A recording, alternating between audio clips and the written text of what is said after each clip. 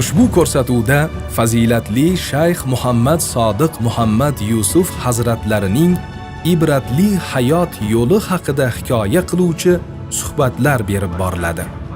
Suhbatlarda Shayx hazratlariga zamondosh bo'lgan zabardast ulamolar, u zotning oila a'zolari, shogirdlari va muxlislarining xotiralari bilan tanishib borasiz.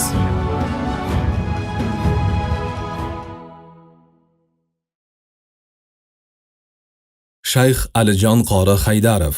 Alijon qori Fayzulloh o'g'li 1976-yilda Jizzax viloyatining G'allaorol tumanida tavallud topgan. O'rta maktabni tugatgach, 1994-98-yillarda Misrdagi Al-Azhar Dorul Fununining tayyorlov bo'limini, 1998-2001-yillarda esa boshlang'ich bo'limini tamomlagan. 2001-2007-yillari ushbu Dorul Fununning shariat va qonun kulliyotida, 2007-2012-yillari esa Shayx Ahmad Iso Ma'saroviy nomidagi Ulumul Qur'on va qiroat Dorul Fununida tahsil olgan.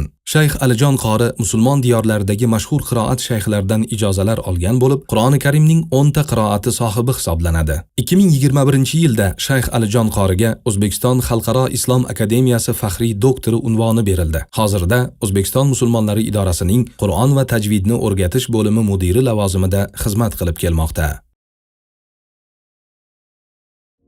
Bismillahirrohmanirrohim. Alhamdulillah. Vassalatu vassalamu ala sayyidina Rasulillah va ba'd. Avvalambor assalomu alaykum va rahmatullohi ta'ala va barakatuhu. Alloh subhanahu va ta'alaga hamd sanolarimiz, payg'ambarimiz Mustafa sallallohu alayhi va sallamga salot salomlarimiz bo'lsin. Bizning faqirlarga hazratimiz haqida ustozimiz balkim faqat O'zbekiston, O'rta Osiyo va barcha turkiy millatlar va inshaalloh hozirda kitoblarimning tarjimasi boshlandi. Avvaldan qilinib kelinyapti. Inshaalloh dunyo shayxi. U kishi men uchun shayxul kull. Dunyo shayxlaridan. Nega? Chunki Allohning bir fazli bo'lib, ko'pchilikka ma'lumki biz Misr diyorida ko'p yillar tahsilda bo'ldik, ilm tahsilida. Misr diyorida ekanmiz, ko'plab shayxlarni ko'rdik. Ko'plab ustozlarni, ko'plab murabbiylarni ko'rdik. Va o'sha Misr diyorida aynan hazratimiz bilan yaqindan tanishish, hazratimiz bilan shunday siz bilan biz, balkim siz mendan uzoqroq o'tiribsiz, Allohga hamdlar bo'lsin. Hazratimizni aynan unda o'ng taraflarida bojamiz Muhammad Shokir aka bo'lsalar, ammo chap taraflarida bo'lsam ham yaqinlarda o'tirganman. Ishoning, shu darajadaki, albatta bu muhabbat har kishida bor. Lekin ammo men albatta qalbimdan aytamanki bu so'zni chuqurroq nafas olardimki, hazrat hatto hidlari kelsin deya. Shu darajada biling.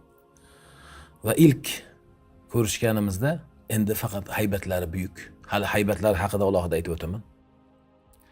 O'shanda qo'yvormagan holatimda, lekin xijolat bo'lardim. Albatta ilk ko'rishim.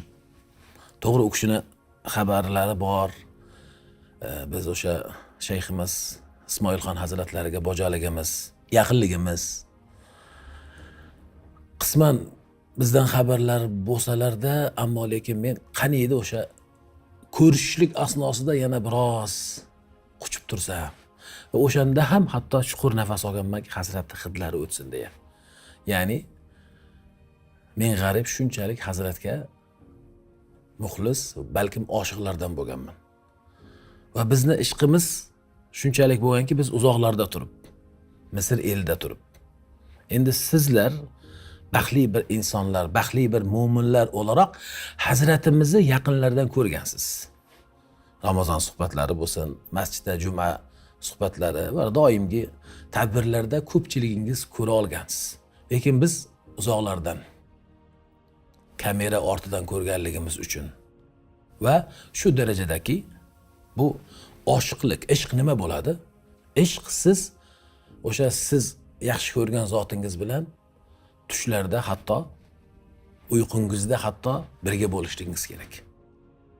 Va men alhamdulillah hazratimizni 2014-yilning oxirgi oylarida balkim oxirgi safarlardan biri Misr bo'lgan.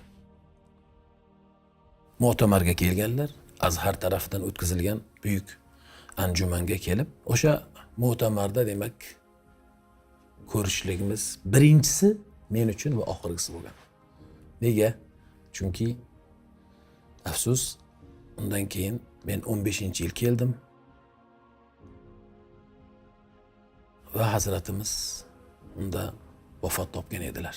Alloh subhanahu va taolo o'zining rahmatiga olgan bo'lsin. Men so'zimni avvalda aytdimki, biz ko'plab ulamolarni ko'rdik.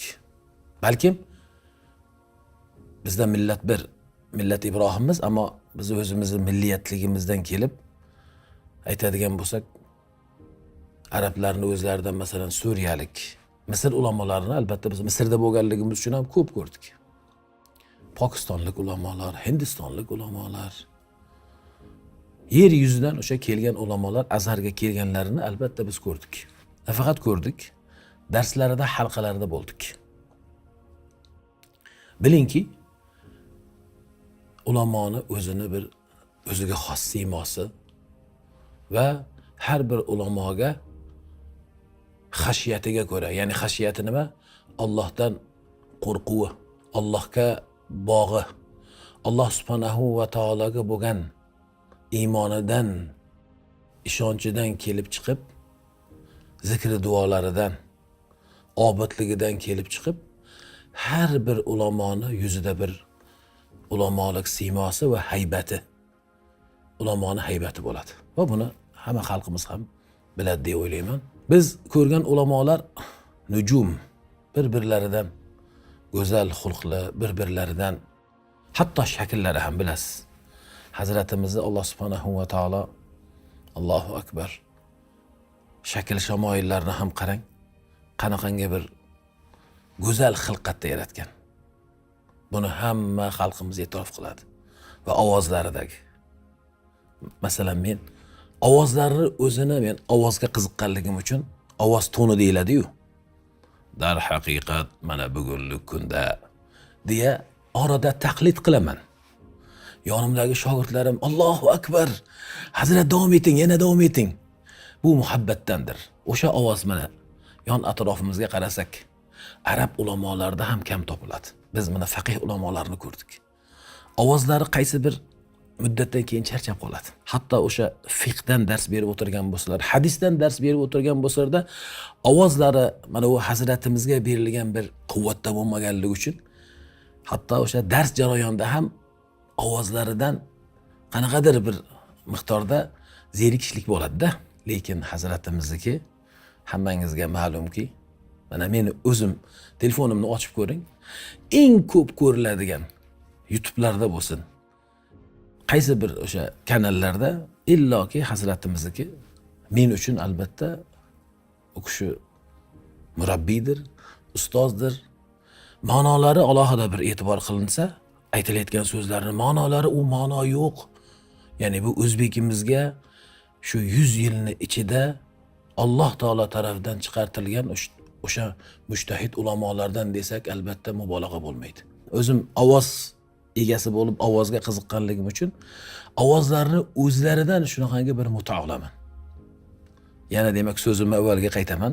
Ulamolarni biz faqirlarga Alloh taolo nasib qilib ko'p ko'rdik.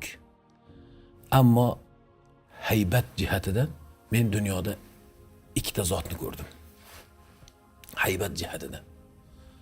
Qanaqangi haybat desangiz, shu yonlarida o'tirganingizda vujudingizda xuddi bir tok yurgani kabi badanlaringiz butun boshlaringiz bilan junjukishi, hatto oyog'ingizni uchigacha borishligi bu o'sha ulamoning hay'atidan, haybatidan bo'ladi. Men buni Hazratimiz Sheyx Muhammad Sodiq Muhammad Yusuf janoblarida o'sha Qohiraga borganlarida ko'rishyapman, qaltirayapman. Ko'rishyapman, qaltirayapman. Nega? Takrorlayman. Siz bu yoqda ko'rardingiz hazratimizni. Hazratimizni shu Toshkentda deya, O'zbekistonda deya bilardingiz. Biz u yoqlardan ko'rganligimiz uchun u zot nahotki o'sha zot bilan biz ko'rishyapmiz deya mana shunaqa qaltiroq olib ko'rishgan bo'lsak, yonlarida o'tirdik bir 2 soatdan oshiq ilk o'tirishligimizda. O'sha asnoda faqat menda shu holat bo'ldi. Bir savol so'rasak, hatto qaltirab so'rardim. Savol so'rasak, savolimizni tekis so'rolmasdik. Nega? U zotni o'sha yuzlariga qarasak-da, ammo haybatlari shunday bizni yutaverardi. Va ikkinchilari Hazrati Tamim az-Zu'bi shayximiz. Payg'ambarimiz Mustafa sallallohu alayhi vasallamning masjidlarida Ravza-i Sharifga yaqin bo'lgan bir joyda bir ustunning tagida o'tirar ekanlar. 2016-yili borib ziyorat qilib, u zotga ham o'qib berdim. O'shanda o'sha holat bo'ldi. Ya'ni Hazratimiz Sheyx Muhammad Sodiq Muhammad Yusufning huzurlarida o'tirganimda qanday u zotning haybatlaridan ta'sirlangan bo'lsam, o'sha holat to u kishining majlisidan turib ketgunimcha mana shu butun badanimda o'sha junjukish bo'lib, o'sha holatlar aynan takrorlandi Payg'ambar alayhisolatu vasallam masjidlarida, Tamim az-Zu'bi hazratlarining huzurlarida. Hatto qarang, undan 2 kun avval yo 3 kun avval Hazrat Ayman Suyitning ziyoratlariga borgandim. Hazrati Ayman Suyitni hatto haybatlari u darajada meni qiynab qo'ymadi. Ammo qiynab qo'ymadi desak-da, bu shunaqangi bir rohatki, uni inson, ya'ni ta'biri ojizlikda bo'ladiki, uni sizga ta'bir qilib bersam, ya'ni ulamoni haybatidan vujudingiz ta'sirlanishligini, u menda bo'layotgan holatni sizga tushuntirib berishim qiyin. Butun vujudingiz ta'sirlanadi. Hatto bir soch tolasi ham. Bu albatta hazratimizda bo'lgan bo'lsa, 2014-yilning demak oxirgi oylarida, 2016-yilda Hazrat Tamim az-Zu'bida bo'ldi. Buni nega aytdim? Biz ko'rgan ulamolarni har birlari ham Alloh rozi bo'lsin. Ular haqiqatda Payg'ambar alayhisolatu vasallamning vorislaridan bo'lgan, har birlarini siymolari bir-birlaridan go'zal bo'lgan, bir-birlaridan nurlari ziyosi ziyoda bo'lgan zotlar edilar, lekin aynan buyuk haybat sohibi deya men hazratimizni ko'rdim. Va u zotga o'xshaganlaridan birlari Tamim az-Zu'bini ko'rdim. Va hazratimiz bilan alhamdulillah 3-4 kun aynan u zot tushgan joy mehmonxonaga borib doimo birga bo'lishlikni. Qani edi agar bizga u yerda yotib qolish imkoni bo'lsa edi, tunda ham yotib qolardik. Ertalabdan kelib olamiz azondan. Hazratni o'sha mu'tamarga kirib, orada tanaffus vaqtlarida, istirohat vaqtlarini kutib turamiz intizorlik bilan. Va o'sha asnoda o'zimizni qiynab yurgan bir qancha savollarimizga, balkim jamiki biz uchun kerak bo'lgan, bizni qiynab yurgan savollarimizga javob oldik. O'shalardan bojamiz Muhammad Shokir aka so'radilarki, hozirgi kunda mana u paytida o'sha ish voqeasi, holatlari, dunyoni o'sha parokandaligi holatlarini so'raganimizda yechim deya so'radilar. Shunda Hazrat yechim bu ilm dedilar. Dunyoni ilmga to'ldirishligimiz kerak. Har bir dunyoda bo'layotgan bu parokandalik jaholatdandir. Bu jaholatga biz ma'rifat bilan kurashib, islom ilmini, bu hanif islomni qanday bizga yetib kelgan bo'lsa, o'shandayin yetkizsak, buni hammasiga bartaraflik beriladi va bu hammasi ko'tariladi. Buni birdan bir yechimi ilm deya bu so'zlarni bizga aytar ekanlar, biz yanada rohatlandik. Yanada huzurlandik va xotirjam bo'ldikki, va yana ilmga bo'lgan ishqimiz oshdi. Mana shunday janobimiz, hazratimiz demak ilm deyaptilarmi? Dunyoni islohiyati, dunyoni omonligi demak ilm bilan deya bu javoblarni ham albatta oldik. Endi u yerda yana o'sha haybatlaridan aytamanki, o'sha sizlar kabi operatorlar bor, syomkachilar bor, birlari kameralar bilan keladilar va yana yonlarida o'tirgan shaxslarga e'tiborini qarang. Biz talabalarmiz, huzurlarda o'tiribmiz. Aytayaptilarki, birlari kelib so'zlab turgan paytlarida biz sizdan shunaqa bir suhbat olmoqchi edik. Hazrat shunday so'zlarni to'xtatdilarda, avvalan atahaddathu ma'hum, thumma ma'akum dedilar. Mana shunaqa haybat. Haligi menimcha boyagi so'raguvchi ham cho'chib ketdi. Shunday kesdilar. Men hozir bular bilan gaplashib turibman. Hozir so'z haqqi bularning haqqi. Bo'lmasam biz 2 kishimiz, men va bojam. Qarang. Men bular bilan so'zimni bitirib, so'ngra sizga o'taman dedilar. Allohu akbar. Biz yana ham Hazratimizga bo'lgan muhabbatimiz ziyoda bo'lib, bizga shunday e'tibor qildilar deya, undan keyin ham qancha aytdik bir-birimizga buni eslatib. Va o'sha o'rinda endi qarang haybatlarini. Allohu akbar. Iroqdan muftiy kelgan, Suriyadan alloma kelgan, Tunisdan shayxul islom kelgan, Misrni o'zini mashoyixlari, har birlari o'zlarini go'zal siymolari bilan, lekin Hazratimizniki tanho. Allohu akbar, gavdalari va sallalari. Bu o'rinda alohida Fotima onamizga albatta o'zim nomimdan, oilam nomimizdan, oilamiz nomidan va siz muxlislar nomidan, nomlaridan tashakkurlar. U zot o'shanda onamiz ham birga edilar va birida kelib qoldilar.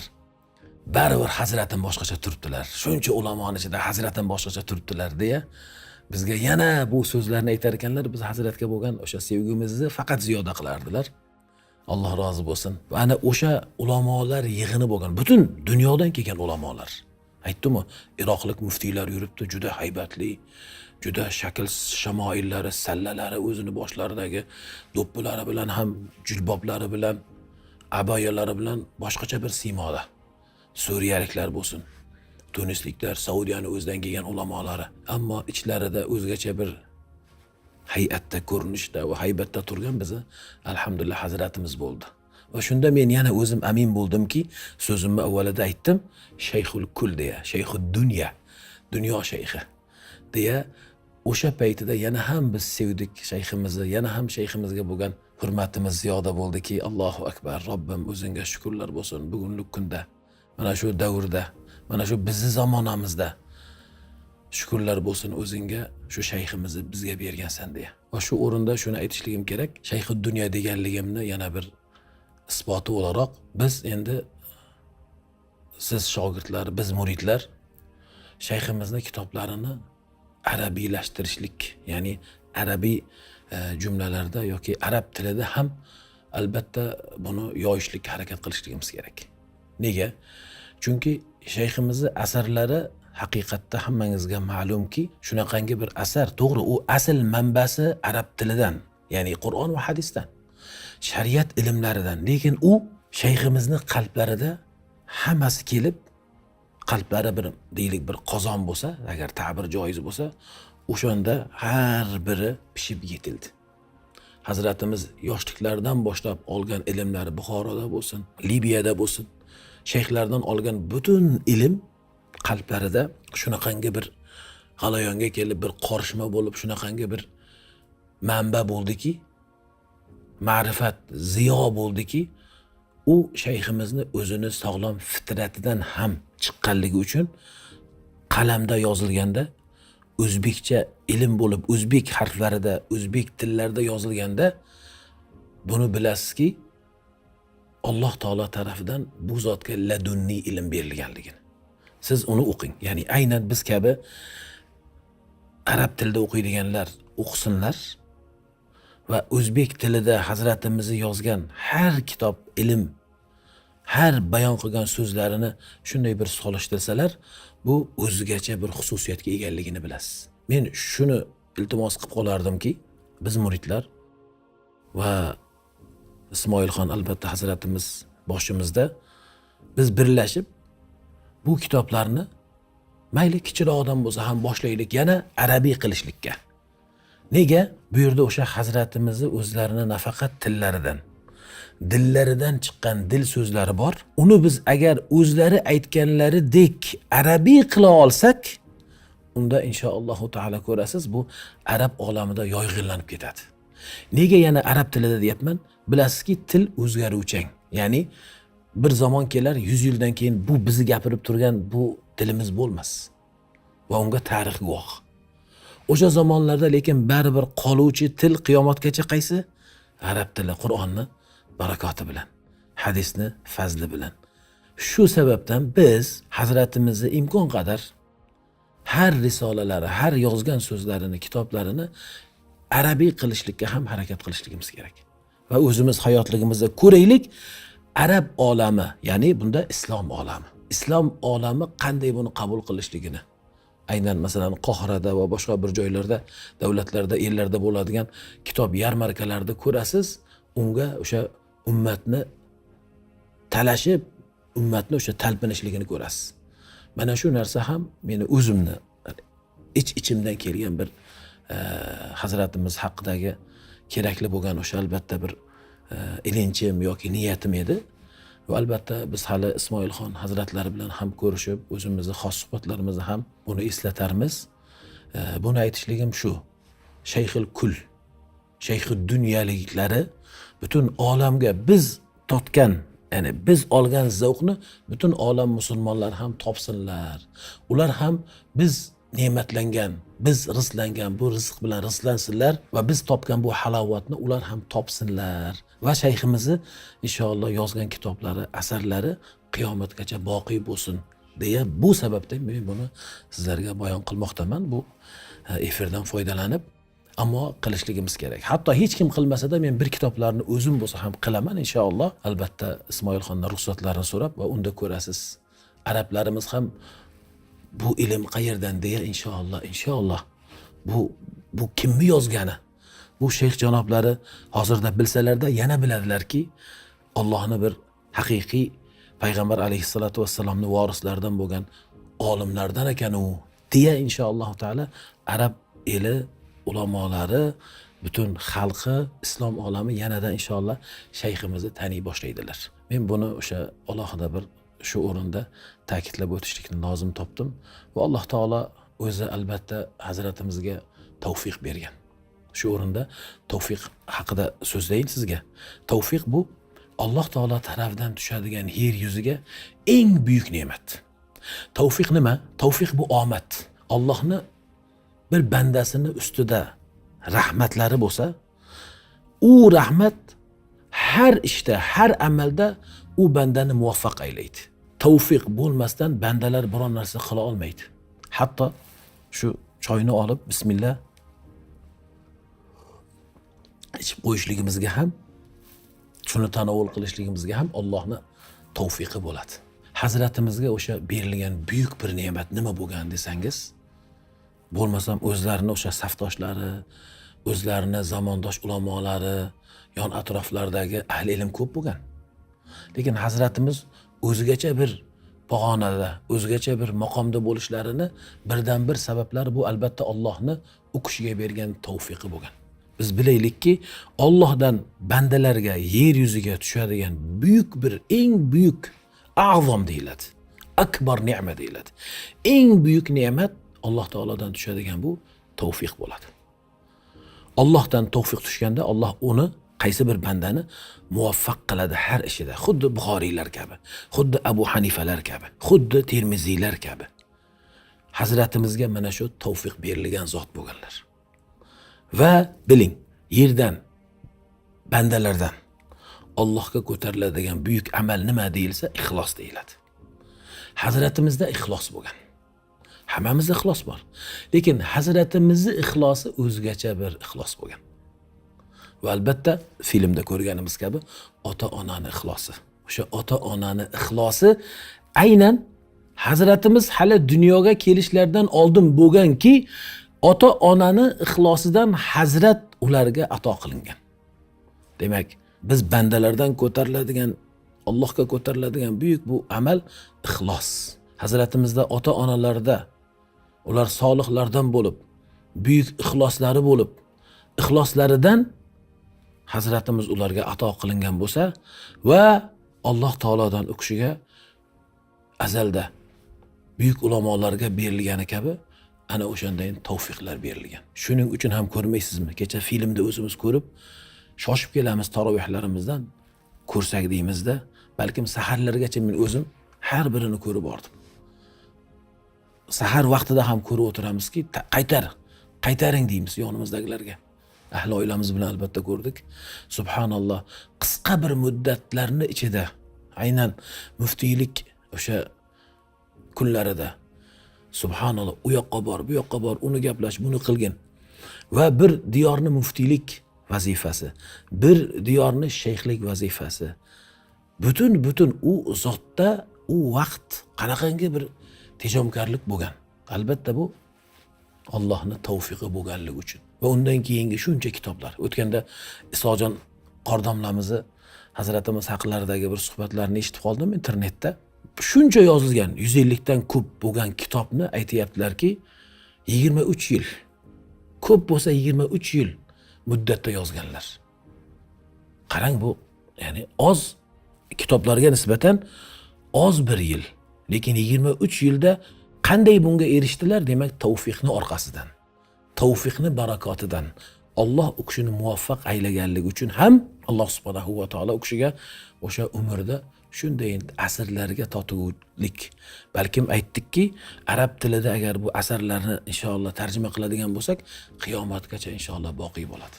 Allohning izni bilan. Bu o'rinda endi albatta Hazratimizga berilgan bu tavfiq ekanligini har birimiz his qila olishligimiz kerak. Shuning uchun ham Hazratimiz boshqa ahli ilmlardan o'zgacha bo'lib, balkim mana shu ummat uchun Alloh taolo tarafidan chiqarilgan buyuk bir zot bo'ldilar. Tavfiq berilgandan keyin nima bo'lyapti? Banda o'zini ishlarida muvaffaq bo'lyapti. Bu albatta bandaga tavfiq qachon bo'ladi? Yuqorida aytdikki, ixlos. Banda Alloh taolo bilan to'liq bog'da bo'lar ekan, to'liq bog'lanishlikda bo'lar ekan, illa Alloh subhanahu va taolo u bandani har ishda muvaffaq aylaydi va har ishida uni yo'lini ochadi. Hazratimizning misollari aynan mana shu o'rinda ilm olishlarida va ilm tarqatishlarida. Qarang, o'sha eski davrlarda juda ham nodir holatlarda deylik, kamdan kam ham bo'lmaydi. Nodir holatlaridagina bizi ahli ilm ulamolarimiz arab o'lkalariga chiqib ilm olishlikka, tahsil qilishlikka keta olgan. Bu mana boshidan bilasizki, Hazratimizga Allohni bergan tavfiqidan o'sha diyorlarga borib ilm olganlar. Va o'sha ilmni qarang. Hazratimiz qanaqa olganlar desangiz, bir ulamo bor, taxassus deyiladi, ahli taxassus, hadis bobidan peshvodir. Bir ulamo bor, fiqh jihatidan faqihdir. Bir ulamo bor, mufassirdir. Bir ulamo bor, lug'atshunos, qiroatshunos. Lekin subhanalloh, mana shu tavfiqni yana bir asaridan, ya'ni shunday ochiq ko'rasizki, Hazratimizga Alloh taolo qanday tavfiq berganligini. Hazratimiz butun ilmlarni ihota qilganlar. Hadislarni o'qiysiz, subhanalloh. Ma'nolarini ko'rib, ya'ni buni arab tilini bilmagan kitobxon ta'sirlanib, albatta bu ajoyib so'zlar deyishlik mumkin. Lekin biz kabi arab tilidan xabardor bo'lib, Qur'on hadisni tushunadigan biri buni o'qiganida, mana men Qur'on oyatini o'qidim birini. Shuni o'zimni o'sha tafsirimga yoki tushunchamga to'liq ishonmaganligimdan yoki ko'raychi o'zi tushunganligim to'g'rimi deya Hazratnikini ko'rsam mutlaqo boshqacha bo'laman. Bir hadisni olamanda aynan so'rayman duolarda. Ana o duoni ma'nosini desalar, Hazratnikini bir ko'raylik-da deymiz. Ko'rsangiz subhanalloh, bizni o'ylagan o'yimizdagi ma'no tarjima deylik. Boshqa bir tarjima, to'g'ri, bizniki xato bo'lmasligi aniq inshaalloh. Ammo u yerdagi ma'no Hazratniki haqiqiy, robboniy, ladunniy bir ma'no ekanligini shunday o'qib tushunasiz. Buni ko'proq buni kim biladi? Bu holatni haligi zarda qadrini zargar biladi degandayin, biz arab tilini o'zimiz bilib, Hazratni tarjimalarini o'qiganimizda biz yanada Hazratga berilgan tavfiqni ko'p ko'ramiz. Aytib turganimdek, Hazratga nafaqat tafsirxonlik berildi. Nafaqat fiqhshunoslik. Hamma ilm subhanalloh. Yuqorida aytganimizdek, mujtahidlik, ya'ni asr mujaddidlari maqomlari berilganligiki, har ilmda u kishi imom bo'lganlar. Aytayin sizga, imom ya'ni qaysi ma'noda?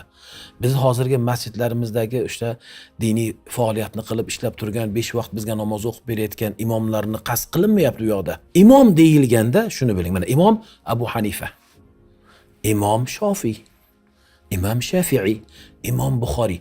Mana shu maqomdagi imom deyapman. Agar mana shu asarlar, shuncha kitoblari arabiy so'zlarda bo'lganda edi, buni arab olami, islom olami ko'rib, bu zotni al-Imom Muhammad Sodiq Muhammad Yusuf degan bo'lardilar. Shuning uchun ham so'zimni avvaliga yana bir ta'kid bo'lsin, biz muridlar, biz muxlislar, biz xodimlar Hazratimizni imkon qadar nafasimiz borligicha, hatto bizdan keyingilarga ham buni buyurib vasiyat qilaylikki, Hazratimizni butun asarlarini arabiylashtirishligimiz kerak. Shunda inshaalloh taolo bu ziyo, bu nur butun olamni qoplaydi. Demak, har birida ko'rasiz. Hazratimizni Alloh taolo bilan bo'lgan bog'i o'zgacha bo'lgan. Har so'zlarida, faqat har amallarida Allohni vajhini qasd qilgan birlari bo'lganligi uchun ham Alloh taolo u kishiga kitoblarida, ilmlarida mana shunday ma'nolarni bergan. Va biz bilamizki, hadis shariflarda keldiki, Alloh subhanahu va taolo bir bandasini yaxshi ko'radigan bo'lsa, Jabroilni chaqiradi. Jabroilni chaqirib, "Ey Jibril, ana u yerni, ana u joyida, ana u mintaqasida, ana u xonadonda men palonchi bandamni sevdim. Sen de sev" deydi Alloh taolo. Buyuradi. Allohni sevganligi qanday yaxshi deya Jabroil ham birdaniga sevib qoladi. O'sha Alloh sevib turgan bandasini. Va so'ngra nima qiladi? Butun maloikalarga hayhot soladi. Aytadiki, ey maloikalar, Robbimiz azza va jalla yerdagi, ana u mintaqadagi, ana u yerdagi, ana u xonadondagi, ana u bandasini yaxshi ko'ribdi, fa ahibbuhu. Siz ham uni yaxshi ko'ring deya butun maloikalarga nido qilganida, butun maloikalar nima qiladi? O'sha bandani o'zlarida turib yaxshi ko'ra boshlaydilar. Yaxshi ko'rib qoladilar. Va hadisning davomini aytmoqchiman sizga. Va yud'u lahu qabul fil ard. Va yud'u lahu qabul fil ard. Yerda Alloh taolo u kishini har amallarida, har ishida, har holatida u zotni maqbul qilib qo'yadi. Ya'ni bandalar xuddi biz shayximizni qanday yaxshi ko'ryapmiz hozir. Kitoblarini, ilmi ma'rifatlarini, har holatlarini biz to'liq qabul ayladik. Qabul qildik. Alloh taolo qabul aylagan paytida mana shunday yerda ham qabuliyatini qilib qo'yadi. Har ish u zot uchun muhayyo bo'lib, eshiklar ochiq bo'ladi.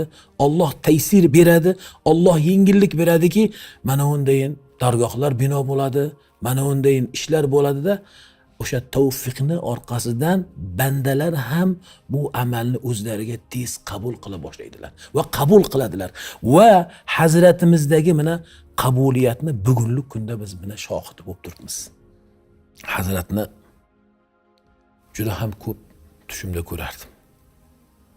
Doimki o'sha 14-yil bordilar.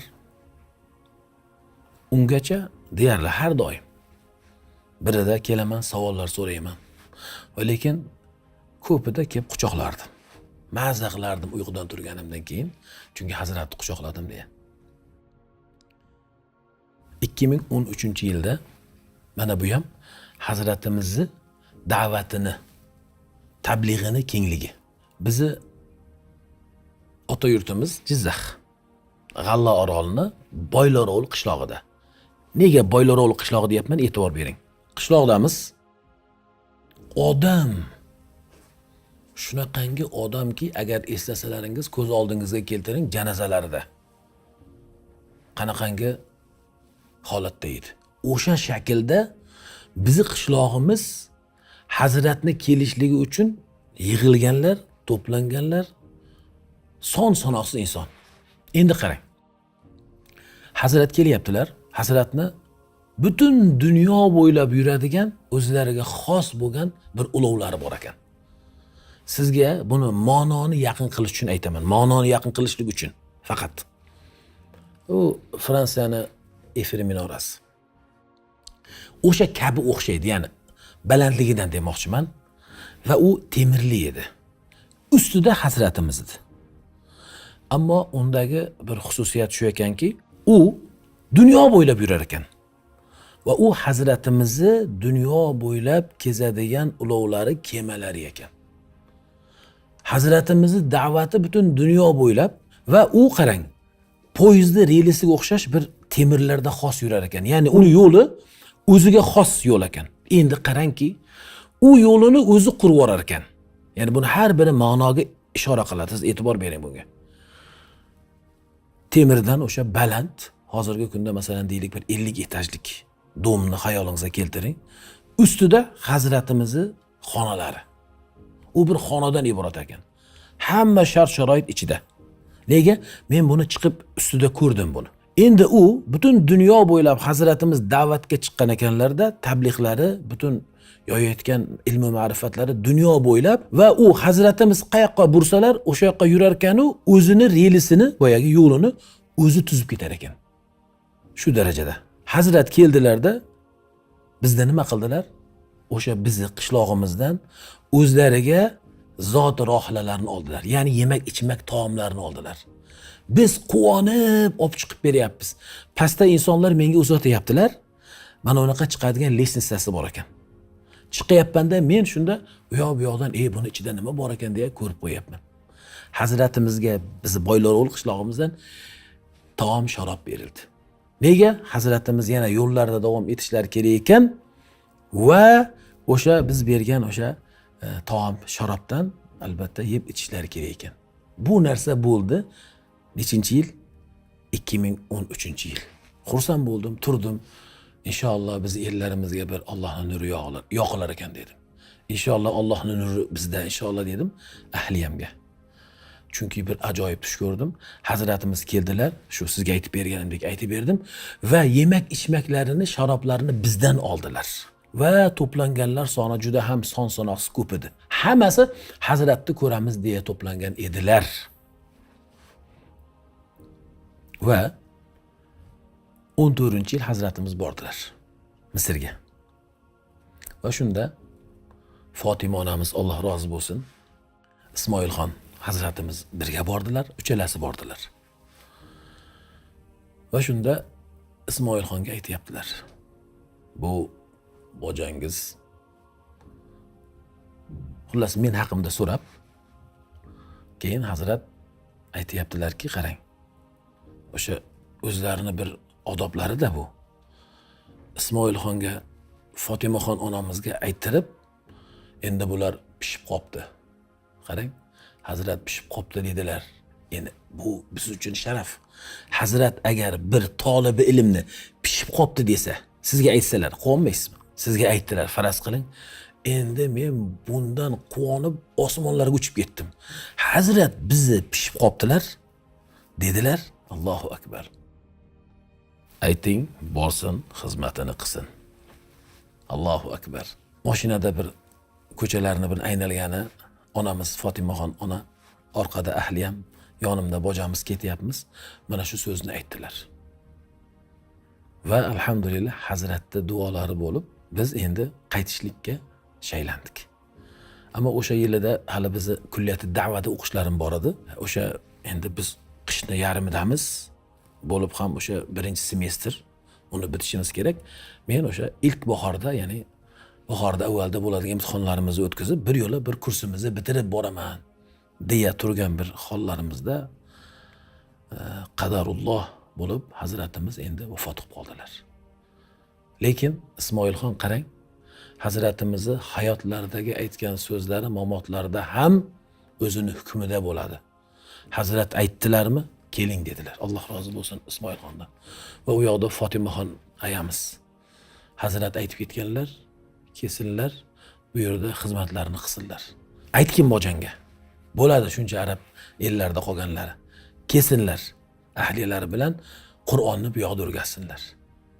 Demak biz ham asl kelib mana shu bugunlik kunda Qur'ondagi faoliyatimiz so'zsiz Hazratimizning karomatlari bo'lgan.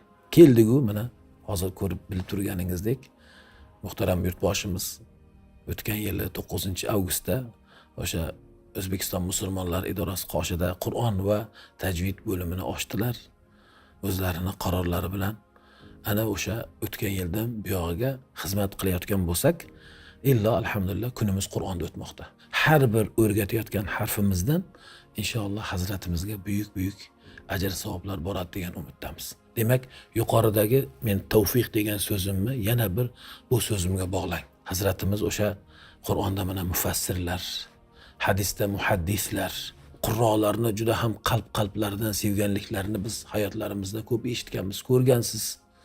O'sha Qur'onda ham demak Alloh taolaning tavfiqi bo'ldida bugunlik kunda O'zbekistonimizda kurslar ochilib, Qur'on yana o'rganilib, o'rgatilishligiga albatta Hazratimiz sababchilardan. Va yoshlarimizga nasihatimiz buni eng buyuk bir fursat bilsinlar.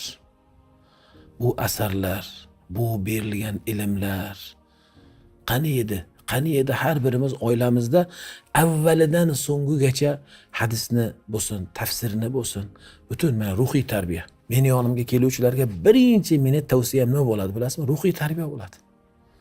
Hadis va hayotni o'qing. Mana men o'zim hozir o'sha Boylarog'ul qishlog'imizda shanba bozor kuni boradigan bo'lsam, muridlarimiz yig'iladi. Va o'sha tushni barakotidan Hazratimiz tushlarimizda kelib ketganligi uchun o'sha Boylarog'uldagi uyimiz bizni hozir mana ziyoratgoh bo'lgan. Hazratning duolari tushda kelib ketganliklari hali. Endi fama balukum deyiladi arab tilida. Agarda hayotda kelganlarda nima bo'lardi bilmadim. O'sha qavm keladida men faqat o'sha tushni eslab yodimda tutib ma'ruza qilar ekanman. Allohning dinini yetkazar ekanman, illo Hazratni o'ylayman. Subhanalloh, bugunlik kunda Hazrat mana shu joylarda o'tirib bir kalom aytishligimga sababchilardan. Allohim yanada maqomlarini. Men doim Hazratni ruhini Alloh shod qilsin deya duo qilmayman odatda. Xotirjammanki inshaalloh u kishi Allohning izni bilan mun'am ne'matdadirlar. Yanada u yoqda maqomlarini Robbim yuksak qilgin deya doimgi duom shu bo'ladi. Va sizga ham buni tavsiya qilaman. Endi yoshlarimiz aynan har birlari birinchi masalan ruhiy tarbiyadan boshlabmi, hadis va hayotni misol uchun namoz bobi, e'tiqod bobi. Mana biz o'sha Boylarog'ulda hozir namozni mohiyati, mazmun, uni mohiyati, ma'nolari, namozdan maqsad nima degan mavzuda biz o'sha bo'lim qilib suhbat qilyapmiz va o'shanda ham hadis va hayotdan aynan Hazratni kitoblaridan o'zim aytib beryapman. Mo'minning merojini o'qing. Bu gaplarni tushunish uchun men sizlarga buni Hazratimizning kitobidan aytayapman deya, hatto syomkalarda ham bor, efirlarda ham ko'rsatdim. Bu so'zlarni hammasi o'zi Hazratimiz yozib qo'yganlar. Namozda mana shu sizlarga aytilayotgan holda bo'lishligingiz uchun mana u kitobni o'qing, illa namozda o'zingizni topasiz. Namoz quruq bu o'qigan talaffuz, oyat karima, duolardan iborat emas. Uni ichida ma'nolar ichida ma'no bor deya u so'zlarni aytar ekanmiz. Illa o'sha o'rinda ham mana Hazratimizning hadis va hayot kitoblaridan biz ularga o'rnak bermoqdamiz. Agarda biz bugunlik kunda har bobda yozdilarda, ya'ni yozmasdan qolmagan bir o'rinlar yo'q. Har ilmda yozdilar. Yuqorida aytdimki, butun ilmdan bu zotga ilm berilgan. Hadisdan, Qur'ondan, tafsirdan, fiqhdan, aqidadan, sulukdan, ruhiy tarbiyadan hamma agar kitoblarini biz jamlay olsak o'zimizni shu vujudimizda har birimiz ham inshaalloh Hazrat bizga ko'rsatgan ko'rsatmalarda bo'lsak, inshaalloh bu diyorlar, bu jamiyatimiz eski saodat davriga qaytadi. Hazratni bilasizki, so'zlarda aksarida saodat davri deya bizni o'sha zot Alloh rozi bo'lsin, saodat davriga o'sha qaytarishlik uchun, saodat davrida qisman bo'lsa ham yashay olishligimiz uchun bu so'zlarni bizga urg'u berib ko'p aytardilar. Bu kitoblarni agar biz o'qiydigan bo'lsak, inshaalloh Allohning izni bilan o'sha saodat davrida qisman bo'lsa ham yashagan bo'lamiz Allohning izni bilan. Shuning uchun yoshlarga tavsiyamiz, balkim yoshlar emas, o'tganda bir vazoratda ishlab, juda buyuk bir mansablarda ishlagan bir 70 ga yaqinlashib qolgan umrlar ham bir otaxonni ko'rdim. Ular o'sha birinchi prezident Karimov zamonlarida ma'naviyatga chaqiruvchi, husni xulq, axloq shu kabi manba yaratishlari kerak ekan maktab uchun. Biz deydilar 23 kishi bo'lib shuni deydi tuzuq quruq yarata olmadik. Biri bu deydi, biri bu deydi. Va oxiri men deydilar pensiyaga chiqib, endi namozimni o'qib, kitob o'qib boshlasam, uni hammasi Qur'on va hadisda ekan va aynan Hazratimiz deydilar, Alloh rozi bo'lsin, hammasini bayon qilib ketgan ekanlar deydilar. Qani edi o'sha paytida sal bu yoqlarga qarab Hazratimizni yanada tanib, o'sha kitoblarini biri bo'lsa ham qo'limga tushib qolsa edi, o'sha 23 ta insonni ustida men rahbar edim. Rahbarni deyapti o'sha Karimov rahmatlini aytayaptiki, balkim quvontirarmidik deydilar. Shuncha kunlarimiz zoya bo'lgan. Faqat yaxshilik, saodat, jamiyatni osoyishtaligi, osuda hayotimiz bu islom ekan, qor aka. Alloh rahmatiga olsin. Hazratimiz bizni tushungan ekanlar. Hazratimiz bizni jamiyatimizni bilgan ekanlar. Hazratimiz jamiyatimizdagi har bir xastalikka o'zi muolajalarini yozib ketgan ekanlar deya alohida hazratimiz deya o'sha zotni og'zidan eshitgan gaplarim bir qancha duolar bilan hazratni esladilar. Va nima deyaptilar? Qarang, bu yoqdagi so'z o'sha maktab yoshidagi bolalarga ham dastur yaratishlikda ana o'sha kitoblardan biz bexabar bo'lganmizda, tepada bo'lganligimiz uchun deyapti. O'sha davrlar hammamizga ma'lum. Agar sal bu yoqqa qiyo boqib o'sha kitobni bir ruhiy tarbiya qo'limizga tushsa edi, biz o'shalardan bir go'zal asarlar yaratib rahbarni deyapti, quvontirgan bo'larmidik. Balkim bugunlik kunda o'sha maktablarimizda ham o'sha asarlar yoyg'in bo'lib, ruhiy tarbiyalarda bolalarni o'sha yanada targ'ib qilishlikda bizga buyuk bir manba bo'lib qolarmidi deyapti-da, lekin u kishi hozirgi kunda pensioner, albatta maoshda, uni hozir u kishi uchun iloji yo'q. Ammo o'zi xursand, Allohga shukrlar bo'lsin, oxirgi umrlarim bo'lsa ham bugunlik kunda men Hazratning kitobini o'qishlik bilan yanada xuddi yoshligimdagidek talib ilm bo'lib, ammo o'zgacha talib ilm bo'lib, dinimni o'rganyapman. Alloh o'zini rahmatiga olsin deya u kishi aynan bir suhbatimizda Hazratga alohida ko'plab duo qildi. Shuni aytmoqchimanki, bugunlik kunda nafaqat yoshlarga emas bu so'zimiz, yosh va qarilarga. Chunki biz o'qiy olmadik 70 yillar, 100 yillar o'zimizni dinimizdan, o'zimizni ma'naviyatimizdan, ma'rifatimizdan uzoq qilindik. Ana o'sha dinni, o'sha ziyoni hammasini bizni tilimizda, og'zimizga chaynab solib qo'yganlar. O'sha kitoblarida hammasini bizga bayonini qilib ketgan Hazratimizning kitoblariga qaytaylik. Yosh va qarimiz buni o'rganaylik. Dunyo oxirat saodati shu kitoblarda. Va shu atrofida, mana shu kitoblar atrofida Hazratimizni bizga qoldirgan dasturlari, bizga qoldirgan yo'llari, tariqlari, yo'llarida hammamiz jamlanaylik. Butun O'zbekiston jamlansin. Qozog'iston, Qirg'izistonni aytmaysizmi? U yoqda Tatariston, Boshqirdistonni aytmaysizmi? Haligacha mana shu kelib olib ketishyapti. Haligacha o'sha Hazratimizni O'zbekistonga kelgan o'sha qozoq, qirg'iz, mo'min musulmonlari nima qiladi? Keladilar, mana shu bizni kitobxonalarimizdan Hazrat kitoblarini oladi.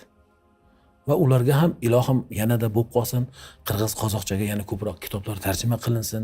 Va lekin avvali bu kitoblar yana boqiy qolishligi uchun, qiyomatgacha bardavom bo'lishligi uchun yana takrorlayman, buni biz muridlar tezlikda arabiy qilishligimiz kerak. Chunki biz manfaatlanib turibmizmi?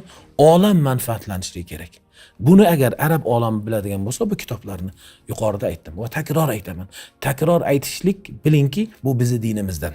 Nega bir suhbatni o'zida qor aka aynan bunga urg'u berib takrorladi demang. Chunki Qur'on takrordan iborat.